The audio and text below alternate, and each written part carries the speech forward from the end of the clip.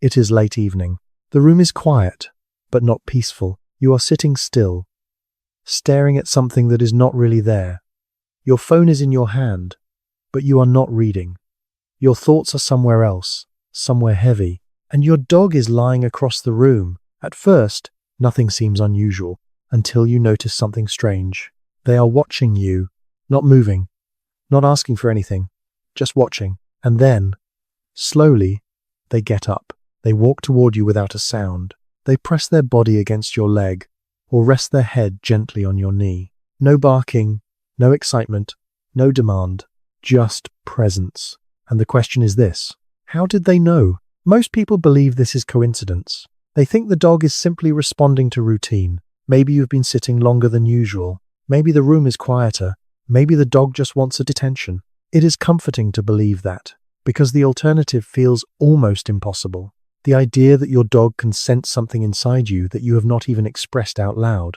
The common explanation is simple. Dogs react to visible cues.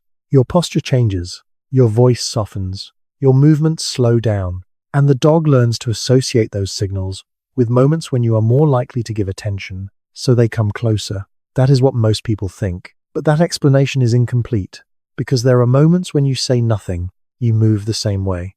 You even try to hide it, and still, your dog knows. The truth is deeper than behavior. It is not just what you do, it is what you feel. And your dog is not just watching your actions, they are reading your internal state.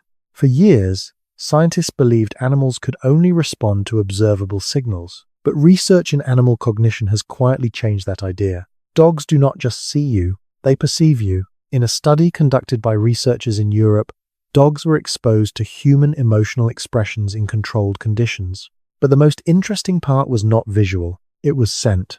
Humans release subtle chemical changes when experiencing different emotions. Fear, stress, sadness.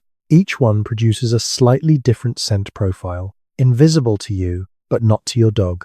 Dogs possess an extraordinary sense of smell, capable of detecting changes in human body chemistry at levels far beyond conscious awareness. In experiments, dogs exposed to human sweat collected during moments of stress showed increased signs of alertness and emotional sensitivity. Even without seeing the person, even without hearing a voice, they knew. Another study showed that dogs synchronize with human emotional states through heart rate patterns. When a person becomes anxious or sad, their physiological signals shift. Heart rhythm, breathing, tension, and dogs, especially those strongly bonded, begin to mirror those patterns. Not intentionally, not consciously, but biologically, their nervous system aligns with yours, which means something profound. Your dog does not need you to speak. Your dog does not need you to cry. Your body is already telling them everything. So when you sit there in silence, feeling something heavy that you cannot explain, your dog is already experiencing the echo of it inside their own body, and that is why they move closer. Because from their perspective, something is wrong. What is really happening in that moment is not simple empathy as humans define it. It is co-regulation. Your dog is not just reacting to your sadness. They are entering it with you. Inside their brain, the emotional centers that respond to social bonding become active. The same systems that evolved to keep social groups connected. The same systems that help infants respond to their caregivers. When your emotional state shifts, your dog perceives instability, and their instinct is not to leave. It is to restore balance. That is why they do not always play. They do not always demand. Sometimes they become still, because stillness is what you need.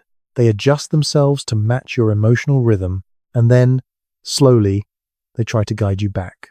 Through touch, through presence, through quiet.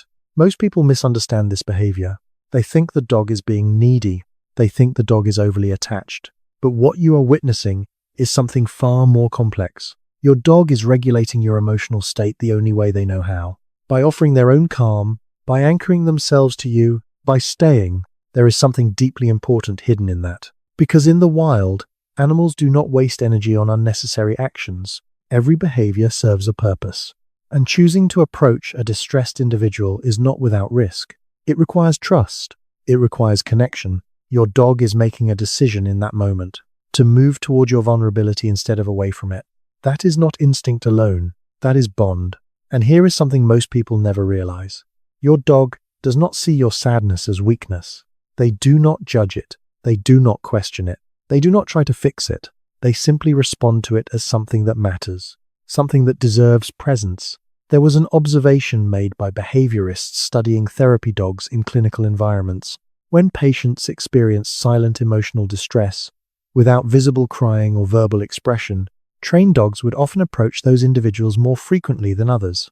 Even when the humans around them noticed nothing, the dogs noticed, not because they were trained to detect sadness specifically, but because they were attuned to subtle shifts in emotional energy, and your dog is doing the same thing, not because they were trained, but because they are connected to you. What makes this even more remarkable is that your dog does not separate your emotional state from their own experience. When you feel heavy, they feel something too. Not the same thought, not the same story, but the same weight.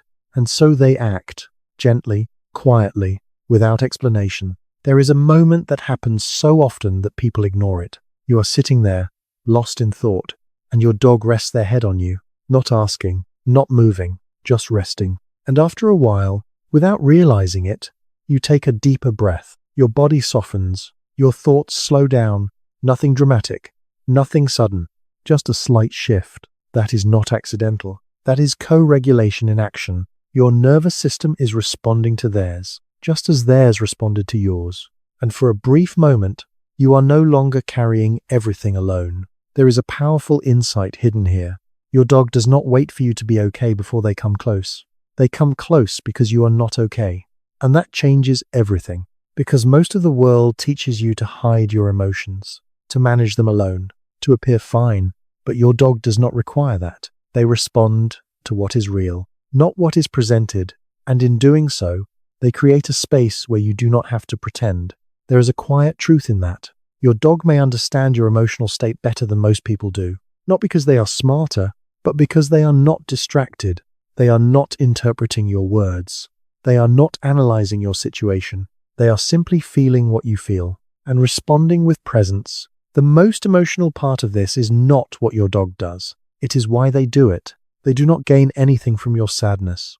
There is no reward, no benefit, and yet they choose to come closer, again and again, because in their world, your emotional state matters more than comfort, more than space, more than anything else. And maybe the most important thing to understand is this: when your dog sits beside you in silence, they are not just keeping you company, they are sharing your emotional load in the only way they know how, without words, without explanation, without expectation. And in that moment, whether you realize it or not, you are not alone. So the next time you feel something heavy and your dog quietly moves closer, pause, look at them, notice what they are doing, because that small, simple action is not random. It is a response. It is connection. It is a reflection of a bond that exists beyond language. You are not just someone who feeds them. You are not just someone they follow. You are the center of their emotional world. And when your world shifts, they feel it, and they come to you, not because they have to, but because they choose to. You are not just their owner. You are the place they go when something feels wrong. And sometimes they become the place you return to, without even realizing it. If you have ever noticed your dog doing this, or if you think back now and realize they have been doing it all along, leave a comment and share your story. Because once you see it, you cannot unsee it, and you will never look at your dog the same way again.